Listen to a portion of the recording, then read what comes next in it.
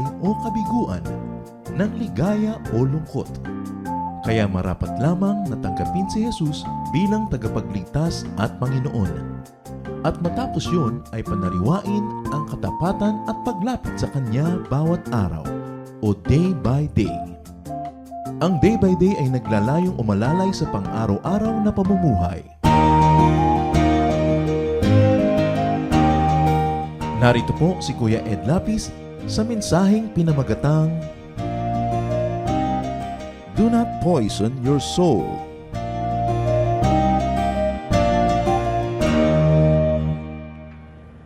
You would not want poison in your drink. Kahit na sa ating pagkain, gusto natin pure, sariwa, walang mga impurities. Lalong-lalo naman dapat sa ating kaluluwa. Pag-aaral natin ngayon, pinamagatan natin, do not poison your soul. Huwag lasunin ang sariling kaluluwa. Salamat, Ama, dahil kayo ay nagtuturo, nagpapagaling, umaakay. Itaas nyo ang pagkaunawa namin sa inyo, Panginoon. Ganyan din, suriin namin aming mga sarili para ang magandang kalooban nyo sa aming buhay maganap. Teach us, Lord, to obey your ways so that your way will prevail and you can lead us to your way everlasting. Lead us, teach us. Father, we pray that you will forgive us our sins, cleanse us, enable us to hear your voice, enable us and empower us to obey you. Teach us. In the name of your Son, Jesus, we pray with thanksgiving. Amen. Sabi po sa 1 Thessalonians 5:23, man is composed of spirit, soul, and body. Hindi naman na paghihiwa-hiwalayan na parang Lego, pero merong ganong components ang ating buong pagkatao. Spiritu galing sa Diyos, katawan galing sa lupa, at yung tinatawag na kaluluwa or soul na ang ating personalidad, which is really the intellect and emotion. The soul is the thought and feelings of a person. Hindi yun nandun na pag ipinanganak ka, nabubuo yun kung ano ang ginagawa mo sa mundo, how you react to what the world gives you, what you learn and not learn, what you relearn and unlearn, what you feel, yung nagde-define sa ating personalidad. Yung ating pagkatao, kalooban, kaluluwa. It is best not to contaminate the soul. It is best to keep it as pure as possible so that it would be sensitive to the spirit and it could lead the body unto obedience to God. What are poisons to the soul na dapat iwasan? At kung hindi man lubusang matanggal ay dapat bawasan at pakontiin hanggat maaari. Fear is one poison to the soul. Takot. Nasisira ang ating personalidad, diskarte, nasisira ang ating kapayapaan, ang ating pamumuhay pag tayo pinaghaharian ng takot. Kaya napakaraming katuruan sa Biblia na nagsasabi, do not fear. Isaiah 41:10, don't be afraid. I am with you. Don't tremble with fear. I am your God. Dito, hindi lang itinuturo na huwag matakot. Sinasabi rin kung bakit hindi dapat at paano hindi matatakot. As sinabi, do not fear because God is God. God is not just one personality among many. God is God. God is supreme. God rules. God reigns. Do not fear because God is your God. Hindi lang siya God, your God, my God, our God. Therefore, malaki yung reason para hindi na tayo manguna pa at pangunahan pa ng takot.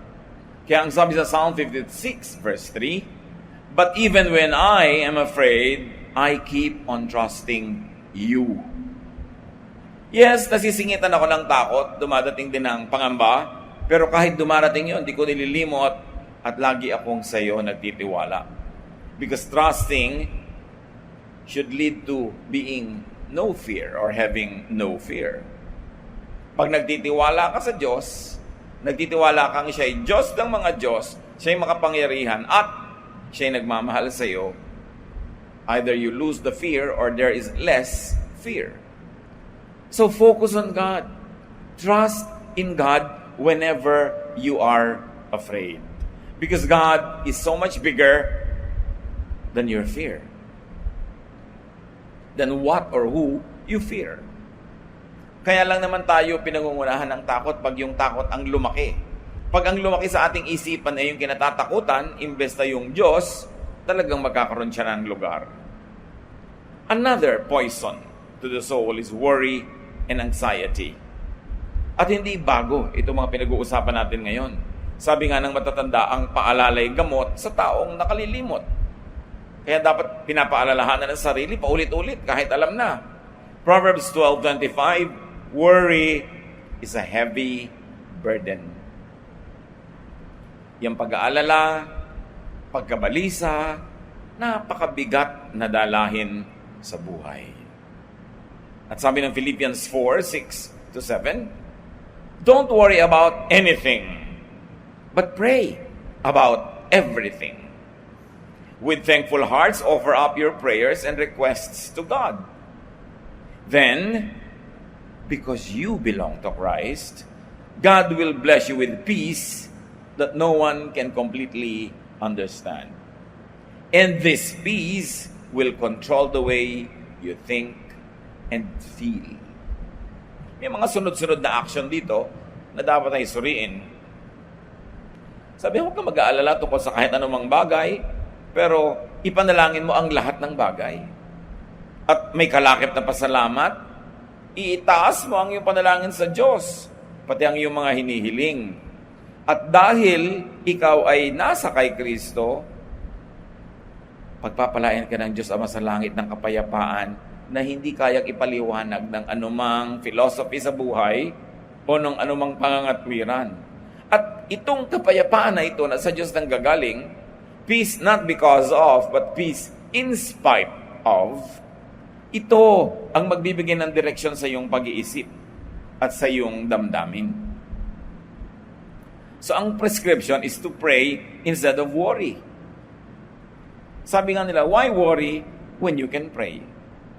Kaya pa yung nagsasabi, alam niyo po, worried na worried ako. Teka, stop worrying, let's pray. Why worry? Pwede ka naman mag-pray. Pareho lang umuubos ng oras, ang gawin mo na lang, yung maganda ang magiging bunga, manalangin.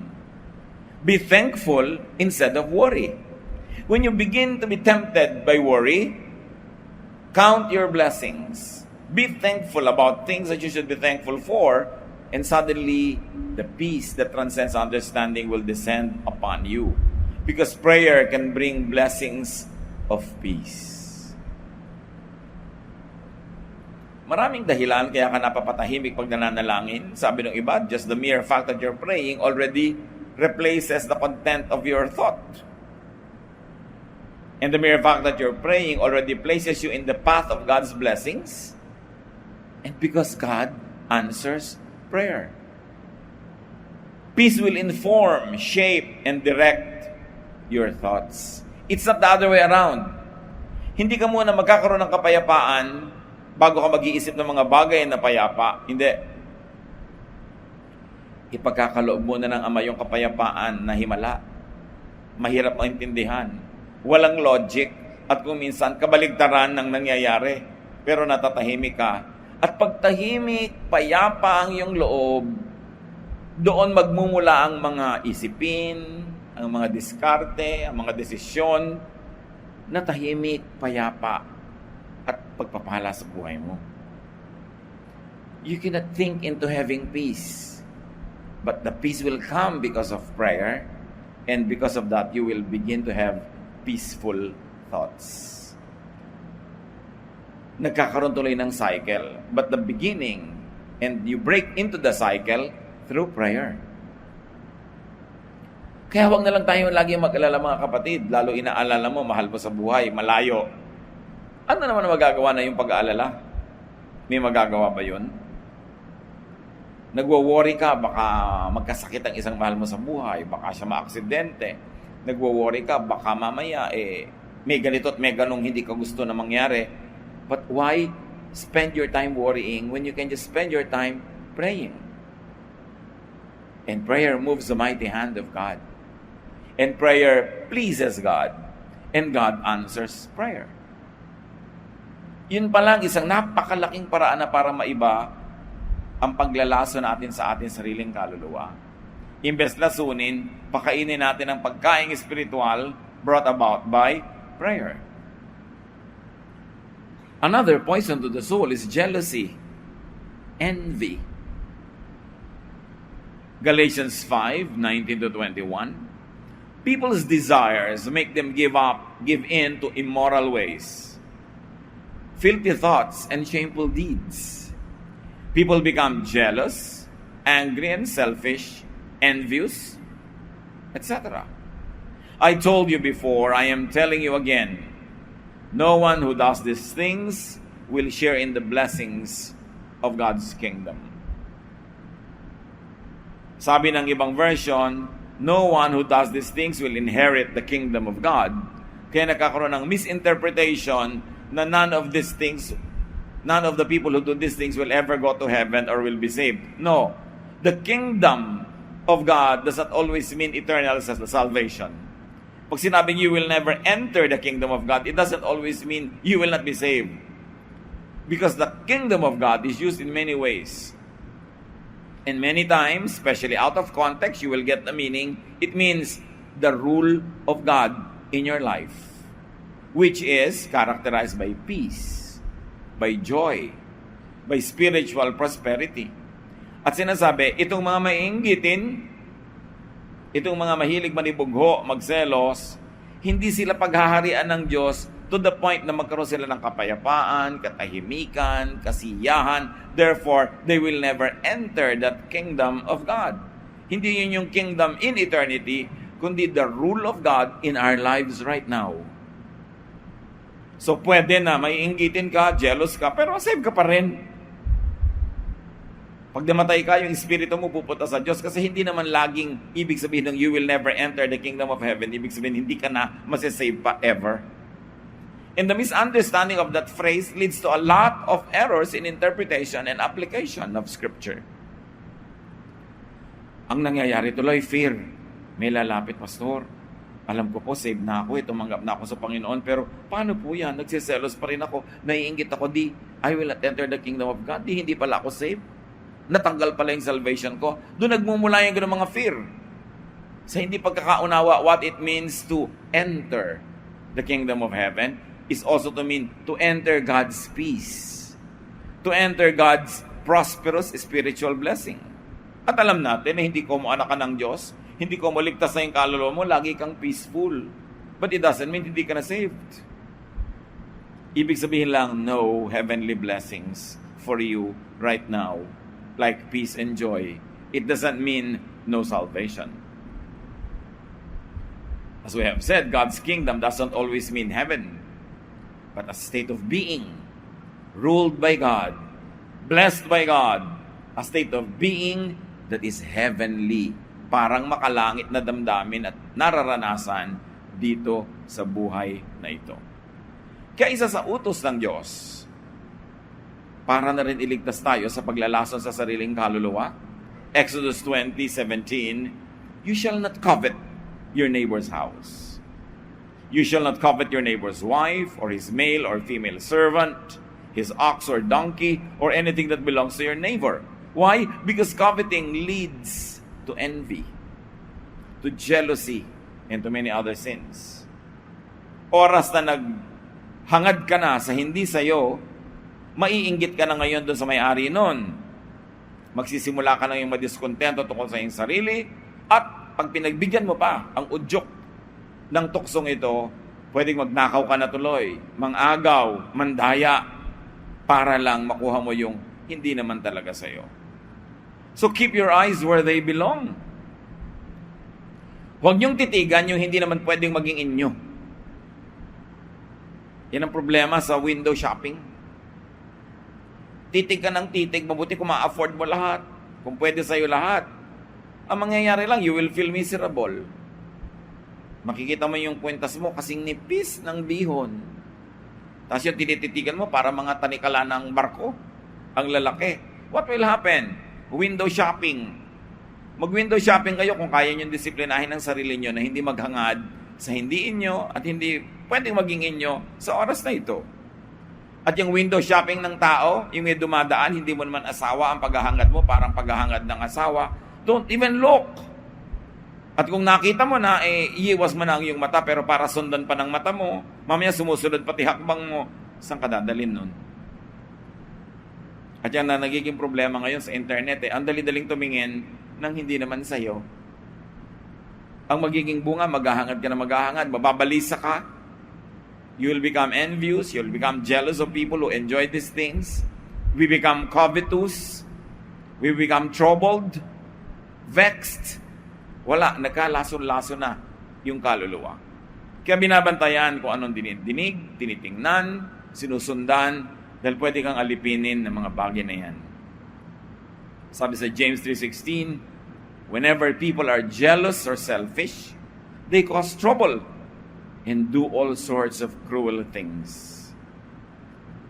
Talagang pinagmumula ng napakaraming mga kasalanan ang inggit, ang pagseselos, ang paghahangad na wala sa lugar. Kaya dapat talaga kinokontrol natin ating sarili. Dapat tanggapin natin mga kapatid, early on, na may mga bagay na pang-atin at merong hindi. May bagay na pwede nating hangarin, reachable, at merong hindi dapat hangarin kasi kahit reachable, hindi dapat. Lumagay sa lugar. Kung ang mga planeta ay wala sa lugar, di nag-umpugan, nagbanggaan lahat yan, na wala tayo sa ating mga orbits. Kasi lahat nasa lugar. Kaya may kaayusan. Kaya may kaayusan, dapat may lugar ang taong may asawa na, may lugar ang taong single. Iba-iba ng behavior. May lugar yung magulang ka, na may inaalaga ang anak. May lugar yung anak na nananagot ka sa yung magulang na may otoridad sa iyo. Nagkakagulo ang lahat pag ang tao hindi lumalagay sa kanyang tamang lugar. Kaya may mga utos, may mga regulasyon para tayo mapaalalahanan na you were created to be in your correct place. And your happiness, your peace, your bliss will be achieved when you are in your right place. Another poison to the soul is anger and then hatred. Pagka hindi napigil yung anger na yan, lalala ng lalala hanggang maging hatred. Galit na nauwi sa pagkamuhi, pagkapuot, pagkasuklam. At alam natin na isang taong nasusuklam o namumuhi ay nabubulag, nawawala ng katwiran, at siya ay pinaghaharian ng galit, hindi siya pinaghaharian ng Ama, hindi siya pinaghaharian ng Kingdom of God. Kasi, pag nagagalit siya, hindi God ang King sa kanyang buhay, therefore wala siya sa Kingdom of God. Pero hindi ibig sabihin natanggal na naman yung kaligtasan niya noon. Dito sa buhay na ito, nawawala siya dun sa lilim sa pagkukubli ng Ama sa kanya mula sa panganib, nawawala siya sa inaagusan ng pagpapala ng Diyos, kaya dumarating siya sa pagiging tigang, pagiging gutom, uhaw, sa pagiging maralita, at least spiritually. Psalm 37:8, don't be angry or furious. Anger can lead to sin. Alam natin yung mga galit na nauuwi sa murder, galit na nauuwi sa panlalait, sa awayan, sa sakitan, kaya maliit pa lang yung anger dapat atin ang pinipigil. Kasi pag hindi yan napuksa, dumarating yung nagkakaroon siya ng critical mass, siya na ngayon ang masusunod kasi ang laki-laki na niya. Therefore, avoid or minimize anger. Where does anger come from? Most anger comes from pride. Suriin natin, yung nagagalit tayo, yung, minaliit mo ako, hindi mo ko pinahalagahan. Hindi mo ko pinapansin, binabaliwala mo ko, nagsasalita ako dito, etc., etc. Most anger comes from pride or from ignorance. Kasi akala ko, so nagalit ka na agad, hindi mo naman alam. Or most anger comes from lack of love. Kasi pag mahal na mahal mo naman yung nakagawa na isang bagay na nakakagalit na sana, pero nung nalaman mo siya ang gumawa, nababawasan o nawawala ang galit. Kaya ang solusyon para hindi maging magagalitin, maging mapagpakumbaba, matuto, huwag kikilos ng hindi alam ang ginagawa. Don't act in ignorance. At maging maibigin. Because God, love covers over a multitude of sins. You can see, my dear brothers and sisters, interrelated lahat ng mga bagay na ito. None of these issues are isolated from others. Magkukonekta sila. Pag mayroon kang pride, nagiging magagalitin ka. Pag magagalitin ka, nagkakaroon ka ng anger. Pag may anger ka, nagkakaroon ka ng hatred. Lahat sila related. Proverbs 14:29, it's smart to be patient, but it's stupid to lose your temper. Isa raw malaking kamalian na mawala ka sa sarili, magpadala ka sa galit. Those that lose their temper usually lose. Talo ka when you lose your temper. Not to mention that it is bad for your body. Pagka nagagalit ka sobra, nagagalaiti ka, nagagalit yung mga ugat mo sa leeg. You know what happens to your body? It's a torture. Tumataas ang blood pressure. Bumababa pati ang ating resistance to infection. At yung iba, nagkaka-heart attack pa.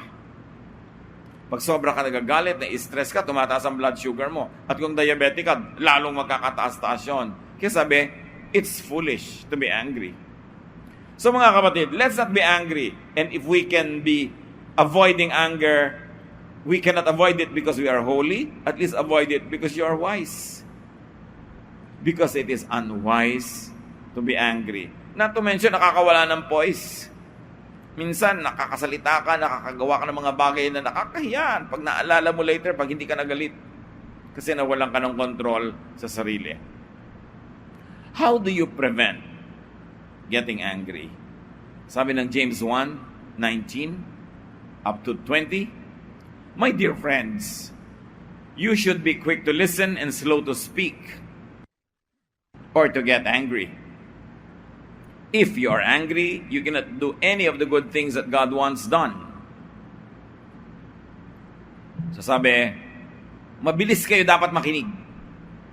Nakabukas ang tenga nyo sa katwiran ng iba, sa kanilang pangangatwiran, at bagalan nyo ang pagsasalita. Huwag kayong magsasalita agad. Dinggin nyo muna ng buong-buo ang kaso, pakalimi-limiin, isip-isipin bago magbuka ng bibig dahil baka magsalita ka out of anger. Baka may sabihin ka na pagsisisihan mo lang, magkakasala ka lang, at ang tao magkakasala rin. And anger prevents people from doing good. Pag galit ka, mahirap gumawa ng maganda at tama. Kahit doon sa taong hindi mo naman kagalit. Kaya mahirap kuminsan sa isang opisina na may mag-asawa, kaya yung ibang mga kumpanya, pag nag-asawa yung dalawang empleyado, yung isa kailangan mag-resign eh. Kasi pag nag-aaway yung mag-asawa doon sa opisina, damay na lahat ng trabaho. Pati yung mga ibang office mate, katrabaho, nadadamay na sa kanilang bad mood. Kaya pinaghihiwalay. Kaya yung mga may pribilehiyo na magkasama, mag-asawa kayo na nasa isang lugar ng trabaho, magpakatino, lumagay sa lugar at huwag yung itrato na parang home front ninyo ang workplace. Magbabangayan kayo doon, magdadapugan kayo.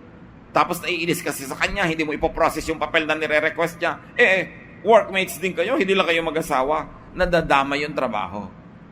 Kaya importante, isipin natin, pag nagalit ako, marami akong magagandang dapat gawin ang hindi ko magagawa. Dahil una, mabubulag ang isip ko. Pangalawa, magdidilim ang paningin ko. At mawawala rin ako sa mood. Therefore, maraming magandang pwedeng gawin ang hindi ko magagawa. Makontrol lang ng tao ang kanyang galit. At yung pag-i-express ng galit na ito, napakalaking idadagdag sa world peace. Sa peace at home, sa peace in the workplace, at peace of mind also. Kasi aminin natin mga kapatid, liban na lang sobrang itim na ng iyong budhi, pag may inaway ka, pag pinagsabihan ka ng masama, pangit, pag may sinaktan ka, pag naman humupa-hupa ang loob mo, yung galit mo, you feel sorry naman eh. Parang papel na nilamukot yung puso mo na depress ka, nalulungkot ka, dahil may ginawa ka rin hindi maganda. Again, that is a poison to your soul. Pinalulungkot mo ang sarili mo, binibigyan mo ng dahilan para ma-depress. Kaya ang sabi ng Ephesians 4:26, don't get so angry that you sin. Don't go to bed angry. Sabi, okay, nagagalit ka. Talaga namang may mga nakakagalit na bagay. Meron pang ang tinatawag na righteous indignation. Yes. Pero huwag kang sobrang magalit na tuloy nagkakasala ka na dahil lumampas ka na rin. Mamaya kahit na ikaw yung nagawa ng masama, pero sa reaction mong napaka-violente, ikaw na yung huling gumawa ng masama, ikaw na ngayon yung nagsosorry pa rin. Kaya sabi, huwag kang sobrang magalit. Dahil pag sumobra na yan, kasalanan na. At huwag mong papatagalin ng iyong galit. Alisin mo na agad. Again, anger is bad for the body. Naapektuhan ang iyong appetite, ang iyong blood pressure, ang iyong heartbeat. Marami pa. Kaya sabi nga, kung hindi ka pwedeng maging mapayapa dahil holy ka, at least maging mapayapa ka dahil matalino ka, dahil sarili mong katawan ang malalason, ang mahihirapan, sarili mong kaluluwa, pag ginagalit mo ang iyong sarili. Ang sabi na Ecclesiastes 7:9, only fools get angry quickly and hold a grudge. Sabi, mga hangal lamang ang mabilis magalit at nagtatanim ng sama ng loob. Sino sa inyo mga kapatid, and don't show me your hands, mag-isip na lang tayo, ang may sama ng loob, kim-kim na sama ng loob sa magulang, sa kapatid, sa asawa, sa anak, sa biyenan, sa manugang, sa workmate. Sama ng loob. So ano daw? Sama, di ba? Saan? Nasaan? Sa loob. Sinong nalalason? Hindi kayo. Mabuti sana kung sama ng labas. Hindi baka yung katabi mo ang tamaan, nakagalit mo, baka matuwa ka pa ng konti. Pero sama ng loob, yun na yung masama, tapos sa loob mo, sinong lugi? Kaya sabi sa Biblia, isang malaking kamangmangan ang magtanim ng sama ng loob. Dahil itatanim mo sa sarili mong puso, nag-iipon ka ng lason para maibuhos mo sa taong kinakainisan mo, pero bago mo maipon yun para dumami, sa sariling puso mo nakalagay at iniipon mo, drop by drop, ikaw muna ang nasusunog, ikaw muna ang nadadamage. Baka nga hindi ka na magkaroon ng pagkakataong maibuhos yan sa iba dahil nasira ka na. Tandaan nyo yan, huwag kayong magtatanim ng sama ng loob. Kaya sabi, huwag mo nang patagalin ang galit, huwag mong itulog. Ibig sabihin, may sama ka ng loob sa kapwa mo, kausapin mo ng magandang paraan. Remember, slow to speak, quick to hear. Madinig mo ang kanyang katwiran at paliwanag, baka naman nagkamali ka lang. O, hindi niya alam na nasasaktan ka. Makahingi tuloy siya ng paumanhin at pag magbago siya, di na-solve ang problema mo. Pero yung mananahimik ka lang, kikim-kimin mo, hindi naman nananahimik yan ng matagal naiipon yan, tapos biglang sasabog. Kaya kung minsan walang kakwenta-kwenta yung ginawa ng isang tao, galit na galit ka na, warang OA naman yung reaction mo, yung pala ang dami mo ng sama ng loob. Masasabi mo, ganyan-ganyan ka nung April 2, 1972, nung May 3, 1984, at ganyan-ganyan ka 3 weeks ago, 3 Miyerkules, 5 Huwebes, ginawa mo lahat yan. Ha? Nasa loob mo yan? Yes, yan ang sama ko ng loob sa'yo. Sino nagdala? Di ikaw. Sinong nalugi? Di ikaw. Kaya sabi, don't be angry. Don't hold a grudge. Yung may nagawa sa'yo, natapakan ka, na hindi ka napansin, hindi ka napahalagahan, nakatanim dito, naghihintay ka ng pagkakataong makaganti, ang tagal kumisang makarating yon, ikaw ang nalugi. At lalong lugi ka pag nakaganti ka. Because sabi ni Lord, vengeance is mine. I will repay. Vengeance is not yours. Kaya yung matatalinong tao, inignore mo sa mga, hindi siguro ako niya nakita. And then, palampasin mo. Magbigay ka ng mga dahilan na magpapasaya sa'yo. Kesa ang ibibigay mo mga dahilan at isipin na yung magpapalungkot, magpapagalit. It is foolish to get angry so easily. Sabi nga nila, the size of a man's heart could be measured by the thing that makes him angry. Gaano kalaki ang iyong puso, nasusukat kung gaano kaliit ang nakakapagpagalit sa'yo. Kung ang liit-liit lang, nagalit ka na, ang liit ng utak mo. Yun lang ang katotohanan doon. Maliit naman ang utak mo, yan lang napuno ka na. Aba, punong-puno na ako. Yun lang puno ka na, ba't di mo lakihan yung utak mo para hindi ka mapuno? Kaya kailangan kinokontrol natin ang sarili. Because all of this put together, jealousy, envy, covetousness, anger, hatred, pag hindi mo yan pinigilan, dadami yan. Ang mangyayari is a one generic bitterness. Isa sa mga pinakamalalaking lason ng ating espiritu, bitterness. May mga tao bitter. Galit siya sa elevator girl, galit sa waiter, galit sa police, galit sa lahat ng tao, galit sa nakasalubong, galit sa nauna sa kanya, galit sa kasama sa elevator, galit sa lahat. Kasi actually, galit siya sa sarili. Galit siya sa mundo. Ang pananaw niya sa mundo is laging may gulo, may giyera. Kasi bitter. At ang tao nagiging bitter pag dumami yung mga galit na hindi tinatanggal, mga inggit na hindi binubunot, mga pagnanasa sa hindi kanya dapat, ang nangyayari, you become bitter. Kaya marami po, mga kapatid, yung kumisan, kapatid natin sa pamilya, lalo't marami-rami kayo, 3, 4, 5, meron doon kumisan isa bitter.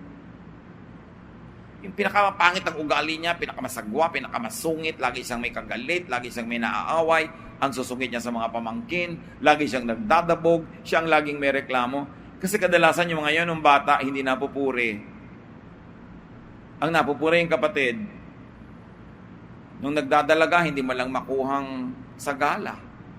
Nakukuhang tagabitbit ng mga kawayan at mga ilaw-ilaw. Hindi malang makuhang maid of honor. Lagi na lang siya ang tagabuhat ng mga kaldero. So, nagkaka-bitterness, nagkakaroon ng anger sa kapatid na maganda o napupuri o matalino, nagkakaroon ng envy, jealousy, nagiging bitter. And because this person becomes bitter, all the more na walang nakakagusto sa kanya, lalong lumalayo ang mga tao sa kanya, lalo siya ngayon magiging bitter. By the time na ang taong ito 40, i-drawing niyo ang mukha. Kahit tawanan lahat ng tao, nakaganon ang mukha siya. Kasi bitter. Baka mga kapatid, meron ditong bitter. Bunutin nyo lahat yan ngayon. Huwag kayong umuwi na hindi yan bunot para magkaroon kayo ng bagong buhay. Sabi sa Ephesians 4:31-32, get rid of all bitterness, along with every form of malice. Be kind and compassionate to one another, forgiving each other, just as in Christ, God forgave you. Nakita nyo, may banggit ng bitterness, tapos merong solusyon, forgiveness, because bitterness comes from anger. But when you forgive the people you're angry with, all the bitterness will go away. Yung iba gusto nilang lumaya.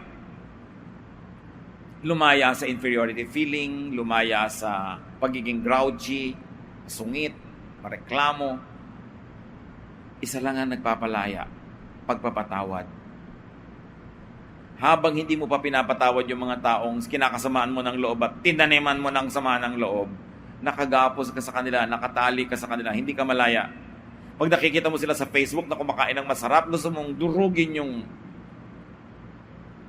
computer mo. Pag nakita mo ang saya sa lana, nagsiselfie, nagpuputok ang butsi mo, samantalang they are not even aware that you exist. And yan, eto kang galit na galit ka, sino na naman ang lugi? Stop being a loser.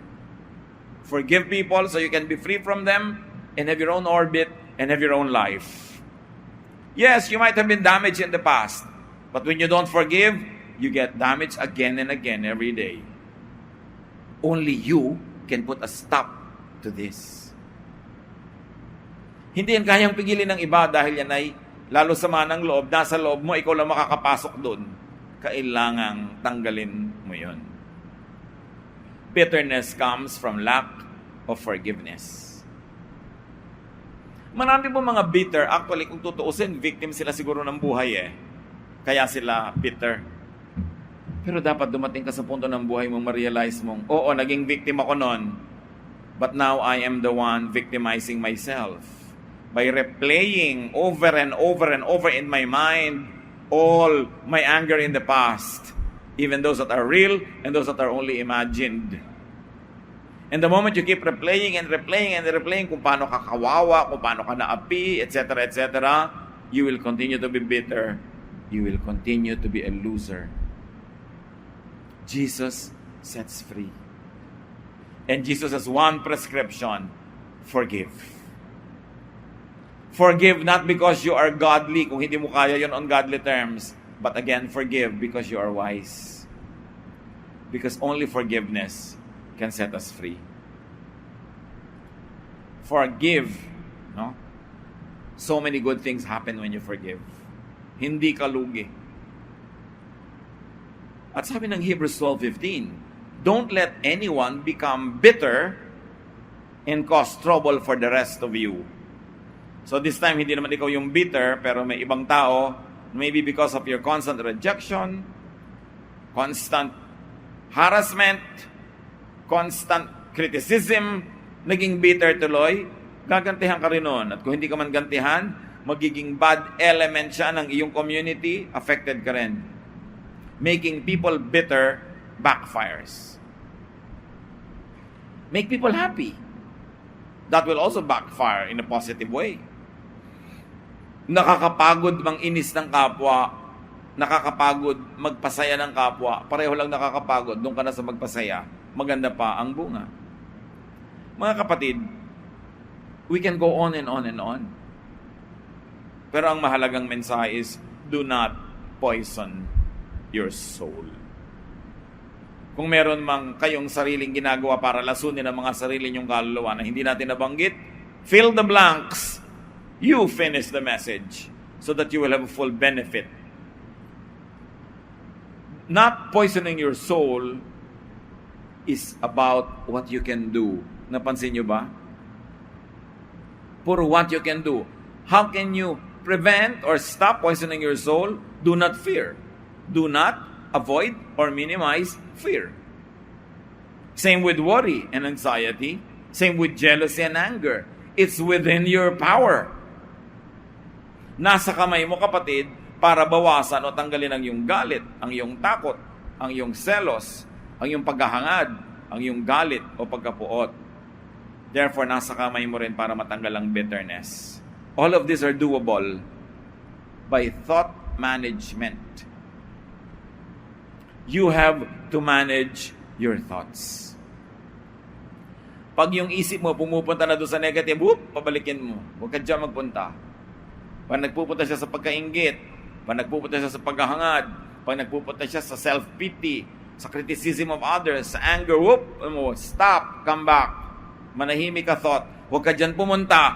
Dahil pag pumunta yung thought na dyan, pupunta dyan yung katawan ko. Mamaya nandiyan na tayo lahat. Magkakadamay-damay na. Kaya ang sabi ng Romans 12:2, be changed by the renewing of your mind so that you can prove God's perfect will. What is good and acceptable and perfect.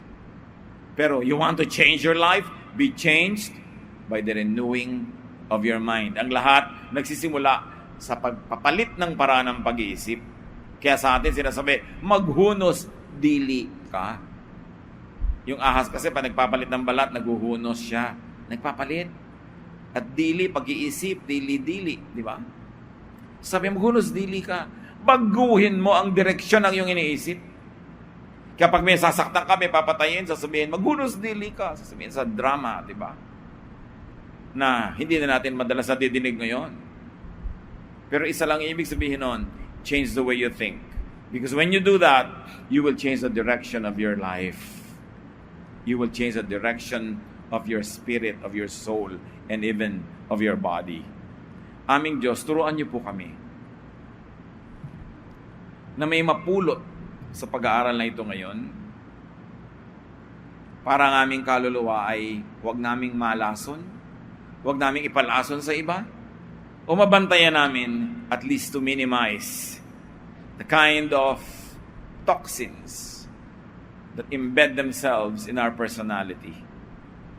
Turuan mo kami maging mapanuri, suriin namin ang aming ugali, aming pag-iisip, aming pamumuhay, para ang aming mga kaluluwa ay maging dalisay, maging pure, so we can enjoy your kingdom, O God. And you can rule in our lives, and we will fully enjoy being in your kingdom here on earth. Ituro mo sa amin kung anong dapat naming gawin at hindi gawin, simulan at tigilan, para ang mga araling ito magkaroon ng magandang bunga sa aming buhay. Magbulay-bulay, mag-isip-isip mga kapatid, sa ilang saglit ng tahimik na pakipagniig sa Espiritu ng ating Diyos.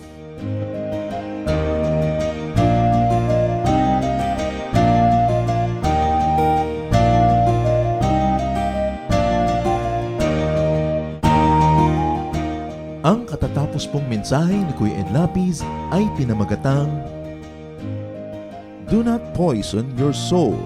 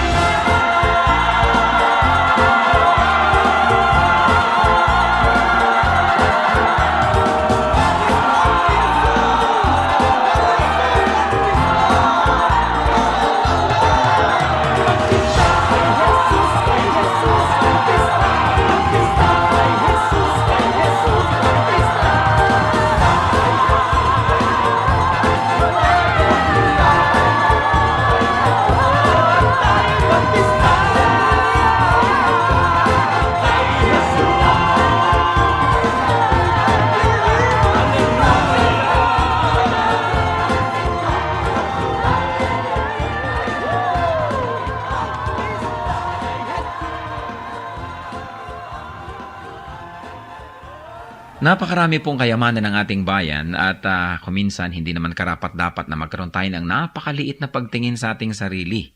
Nangyayari lang yon kung hindi natin kilala ang ating nakaraan, hindi natin kilala ang mga kayamanan ng ating bayan na nagpapaganda sa atin pong lahi. Kaya naman dapat nating kilalanin ang nakaraan, ang kasaysayan, at ang mayayamang mga pamana sa atin ng ating mga ninuno. Ang mga hiyas po ng ating lahi, ang mga kayamanan ng ating bayan ay binubuo ng maraming bagay. At isa na rito ang musika. Ang musika ay salita daw ng kaluluwa. Ang musika ay napakabisang paraan upang ipahayag ang ating damdamin, ang ating mga pangarap at ang ating mga pagpapahalaga. Sa Pilipinas po, ang musika ay paraan ng pagpapahayag ng mga espiritual na bagay. Ang mga Pilipino kapag gumagawa ng musika kadalasan ay upang sumamba. Kaya tayong mga Pilipinong Kristiyano ay dapat lamang na mag-aral ng mga tugtog ng ating bayan at gamitin naman natin ito sa pagsamba sa Panginoong Hesus. Dapat nang bawiin ang musika ng Pilipinas mula sa kung ano-anong mga paggamit na hindi ayon sa kalooban ng Panginoon. At ito naman ay dapat ialay sa paanan ni Hesus upang lalong makadagdag sa marami, makulay at magagandang paraan ng pagpapahayag natin ng ating pananampalataya. Ang musika ng bayan, hiyas ng lahi, hiyas ng bayan. Narito at ating pakinggan ang mambayo, mga tunog ng pagbabayo ng palay na may kasamang mga awit mula sa mga kalinga.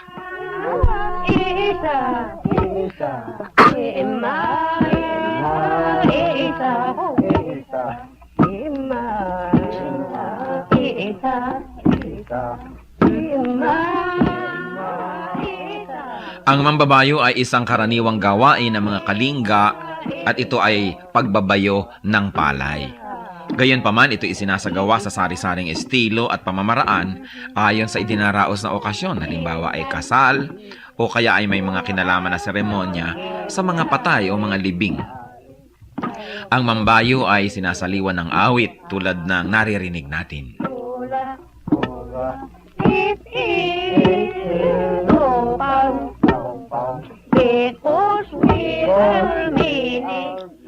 Ang sinasaliwan ng awit na pagbabayo ng palay ay ginagampanan ng 8 kababaihan at sinasagot naman ng mga kalalakihan.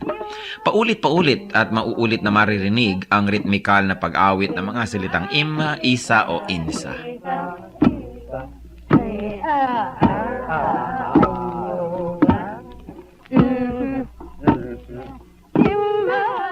Kasabay nito ang kanilang pagbabayo. Anong ibig sabihin ng ganitong uri ng pagbabayo? Pangbabayo ng palay na hindi lamang ang dahilan o ang gustong mangyari ay makapagbayo ng palay, ito rin ay isang bigkis panlipunan. Sa pagbabayo, makikita ang tulungan, pakiramdaman, pagsasaya. At makikita natin ang pagiging dakilang mga musikero ng mga Pilipino na maging sa pagbabayo ng palay, gumagamit sila ng musika, hindi lang upang sila ay malibang at pagaanin ang trabaho, kundi patuloy na ipahayag ang kanilang nadarama. Sa mga Katagalugan at sa mga nasa kapatagan ng Luzon, uso rin ang bayuhan, lalo ang pipigan.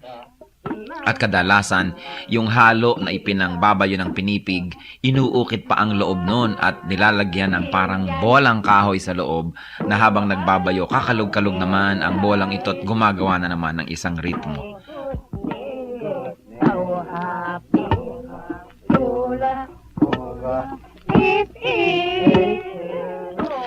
Yan po ang mambayo, ang pagbabayo ng palay na may saliw ng mga awitan ng mga kalinga. Ano po ang maaari nating matutunan sa kayamanang ito ng ating lahi? Na ang bawat gawain natin ay maaaring saliwan ng musika. Lalong-lalo naman ang pagsamba natin sa Panginoon, ang ating mga paglilingkod, na sa paglalagay natin at paglalapat ng musika, hindi lang gumagaan ang ating trabaho, kundi na ipapahayag din natin ang ating damdamin. Musika ng bayan, kayamanan ng ating lahi, hiyas na dapat makilala at ingatan.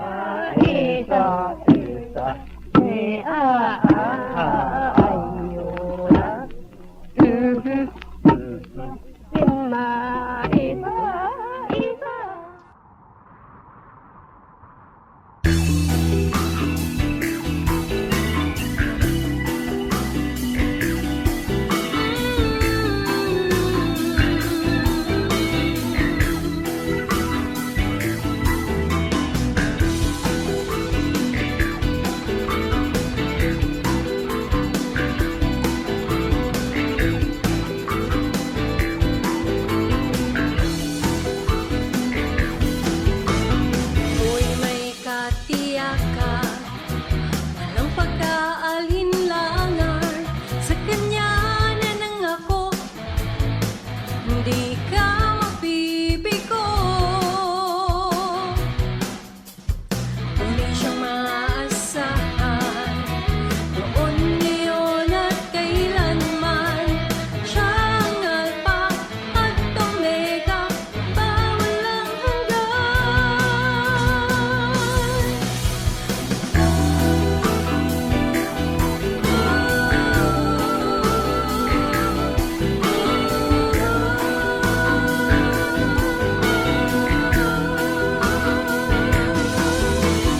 Ako'y may katiyakan, walang pagkaalinlangan, sa Kanya na nangako, di ka mabibigo. Tunay siyang maaasahan, noon, ngayon at kailanman. Siya ang Alpha at Omega, walang hanggan. Ang Diyos na di buhay, ang Diyos na di buhay, ang Diyos natin ay buhay, magpakailan pa man. Ang Diyos na di buhay, ang Diyos na di buhay, ang Diyos natin ay buhay, magpakailan pa man.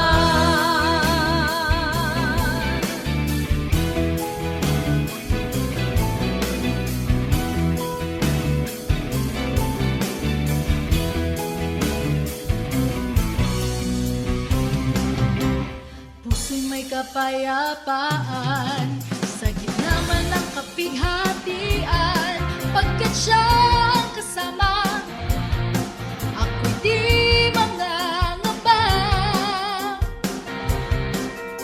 Purihin ka, O Diyos, kataas-taasan, purihin ka, Jesus, magpakailanman. Siya ang Alpha at Omega, makapangyarihan. Ang Diyos na di buhay, ang Diyos na di buhay,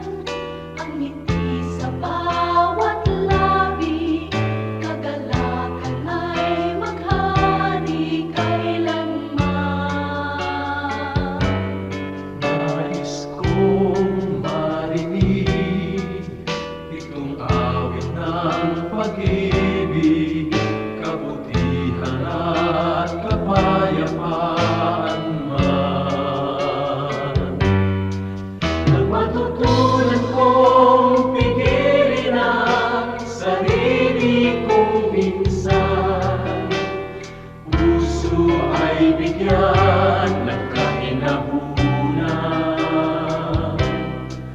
Ang katapatan ko nawa sa'yo'y hindi mahihimlay. Mapagtiis na puso, kabaitan ng taglay.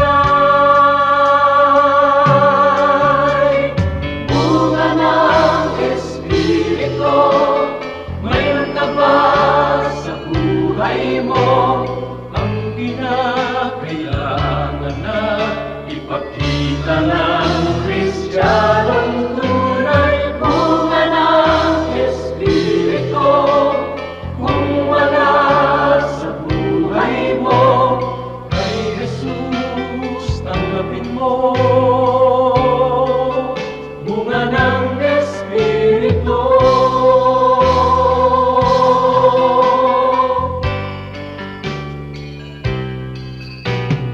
Kay Jesus tanggapin mo. Bunga ng Espiritu.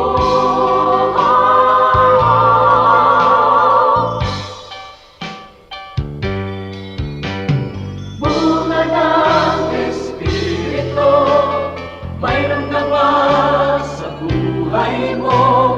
Ang kinakailangan na ipakita ng Kristiyanong tunay. Bunga ng Espiritu, kung wala sa buhay mo, kay Jesus tanggapin mo. Bunga ng Espiritu.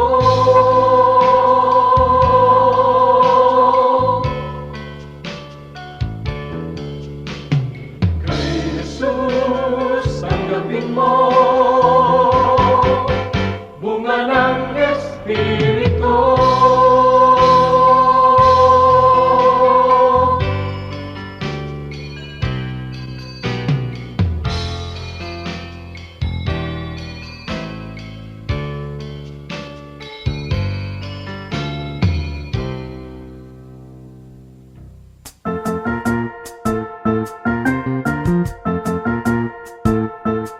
Oras na po para pansamantalang magpaalam ang programang Day by Day.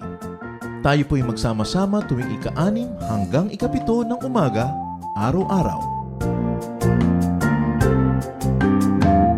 Magandang umaga po at mabuhay ang Panginoong Hesus!